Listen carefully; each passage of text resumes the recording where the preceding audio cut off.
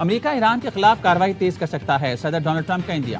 Oval office میں صحافیوں سے گفتگو میں کہا امریکہ ایران سے پہنچائے گئے نقصانات کا ہرجانہ طلب کرنے جا رہا ہے۔ بولے امریکہ آبنہ ہرمز کو کنٹرول کر رہا ہے۔ امریکی بحریہ نے پوری آبنہ ہرمز کو بارودی سرنگوں سے صاف کر دیا۔ صدر ٹرمپ کا ایران کے ساتھ مذاکرات کے بعد آئندہ کے لائحہ عمل سے متعلق کچھ بتانے سے گزرے۔ مکہ دفاعی معاہدے کا مقصد کسی کے خلاف جارحیت نہیں، حرمین شریفین کی حفاظت کی ذمہ داری اہم فریضہ ہے۔ وزیراعظم شہباز شریف کا کابینہ اجلاس سے خطاب، کہا تینوں ملکوں کے درمیان یہ معاہدہ خطے میں امن، خوشحالی اور سلامتی کے لیے ہے۔ وفاقی کابینہ نے مکہ مشترکہ دفاعی معاہدہ تاریخی قرار دے دیا۔ وزیراعظم شہباز شریف کی دہشت گردوں سے لڑتے ہوئے جامِ شہادت نوش کرنے والے جوانوں کو خراج عقیدت، کہا بدقسمتی سے پاکستان کے کچھ علاقوں میں دہشت گردی ہوئی، ایک بار پھر ملک دہشت گردی سے پاک ہوگا اور ترقی کی طرف گامزن ہوگا۔ شہباز شریف نے کہا آزاد کشمیر کے عوام نے نون لیگ کو بھرپور ووٹ دیا، آزاد کشمیر میں دوبارہ ترقی اور خوشحالی کا سفر شروع ہوگا۔ ہمیں نہیں لگتا پاکستان، سعودی عرب اور ترکیہ کا مشترکہ دفاعی معاہدہ ایران کے خلاف ہے۔ معاہدہ خطے کے ممالک کی ادراک میں تبدیلی کی علامت ہے۔ ایرانی وزارت خارجہ کے ترجمان اسماعیل وقائی کی میڈیا بریفنگ، خطے کی سلامتی کے لیے مل کر نظام تشکیل دینے کی پیشکش کرتے، کہا خطے کے ملکوں کو چاہیے کہ وہ ایران پر حملوں کے لیے اپنی سرزمین استعمال نہ ہونے دیں، آئے مل کر ایسا نظام تشکیل دیں جو خطے کے تمام ملکوں کی سلامتی کو یقینی بنائے۔ ہم خطے کے ممالک کی علاقائی سالمیت اور قومی خود مختاری کا احترام کرتے ہیں۔ خطے کے ممالک کو بھی اپنی ذمہ داریاں پوری کرنی چاہیے۔ مشرق وسطیٰ میں عدم استحکام کے ذمہ دار امریکہ ہے، تیسری قوت مداخلت نہ کرے تو آبنہ ہرمز کھول سکتے ہیں۔ پاکستان نے ایران کو مکہ معاہدے پر اعتماد میں لے لیا، نائب وزیر اعظم اسحاق ڈار کا ایرانی وزیر خارجہ عباس عراقچی سے رابطہ، مکہ مشترکہ دفاعی معاہدے کے خد و خال سے آگاہ کیا، معاہدے کے مقاصد اور بنیادی نکات سے ایرانی وزیر خارجہ کو آگاہی دی گئی۔ معاہدہ علاقائی امن و سلامتی میں کردار ادا کرے گا۔ ایرانی وزیر خارجہ نے مکہ معاہدے کے اہم پہلوؤں سے آگاہ کرنے پر شکریہ ادا کیا۔ اسحاق ڈار اور سعودی وزیر خارجہ شہزادہ فیصل بن فرحان کے درمیان بھی رابطہ، پاکستان اور سعودی عرب کے درمیان دو طرفہ اور کثیر الجہتی تعاون پر گفتگو، قریبی روابط اور تعاون جاری رکھنے پر اتفاق۔ اسحاق ڈار اور کویتی وزیر خارجہ کے درمیان ٹیلی فونک رابطہ، کویتی وزیر خارجہ نے مکہ مشترکہ دفاعی معاہدے پر مبارکباد دی۔ دونوں رہنماؤں نے علاقائی صورتحال اور مقبوضہ مشرقی بیت المقدس کی صورتحال پر بھی تبادلہ خیال کیا۔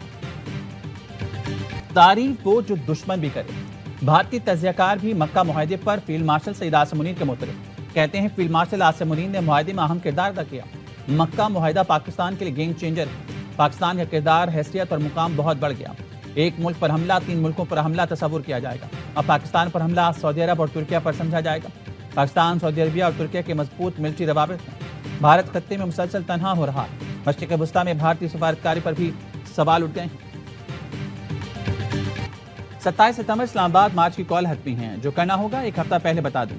یہ ایک دن کا احتجاج ہے، نہ ایک جگہ کا۔ کشتیاں جلا کر آ رہا ہوں، 20 لاکھ لوگ ساتھ لا رہا ہوں۔ مطالبات کی منظوری تک اسلام آباد میں بیٹھے رہیں گے۔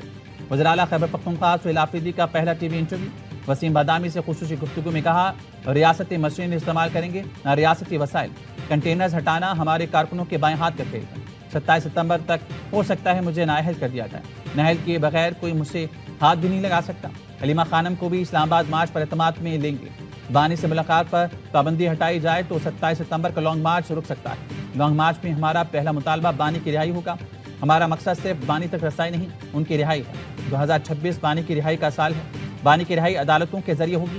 محسن نقوی سے 10 روز کے دوران کوئی ملاقات نہیں ہوئی۔ احتجاجی کال کے باوجود ہائی کورٹ نہ پہنچنے پر پی ٹی آئی رہنما سلمان اکرم راجہ اپنے ہی اراکین اسمبلی پر پھٹ پڑے۔ کہا میں نے گڑگڑا کر ان سے التجا کی تھی کہ اسلام آباد ہائی کورٹ کے باہر پہنچے، کہاں ہیں سارے لوگ، کیوں نہیں آئے؟ میں سب کے نام سامنے لاؤں گا۔ وشال یوسفزئی اور سلمان اکرم راجہ کی واٹس ایپ گروپ میں بھی تلخ کلامی۔ P T I Khyber Pakhtunkhwa کے صدر جنید اکبر نے کہا رات 12 بجے میسج کر دیتے ہیں، صبح پہنچیں، یہ کون سا طریقہ ہے؟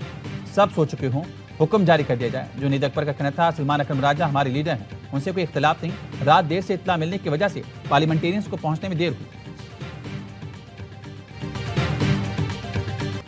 بانی سے ملاقات نہیں ہوگی، آپ 20 لاکھ لوگوں کا بندوبست کریں۔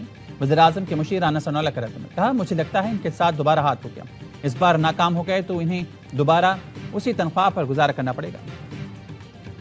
وزیر اعظم شہباز شریف سے وزیر داخلہ محسن نقوی کی ملاقات، ذرائع کا کہنا ہے ملاقات میں ملک کی سیاسی اور سیکورٹی صورتحال پر غور کیا گیا۔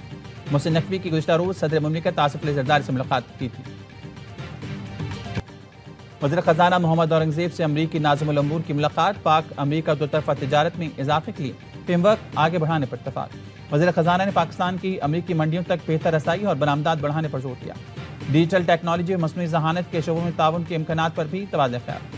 وزیر خزانہ محمد اورنگزیب نے کہا، پاک امریکہ باہمی تجارتی فریم ورک پر مذاکرات میں نمایاں پیش رفت ہوئی۔ حکومت نجی شعبے کی سرمایہ کاری کے لیے سازگار ماحول پر توجہ دے رہی ہے۔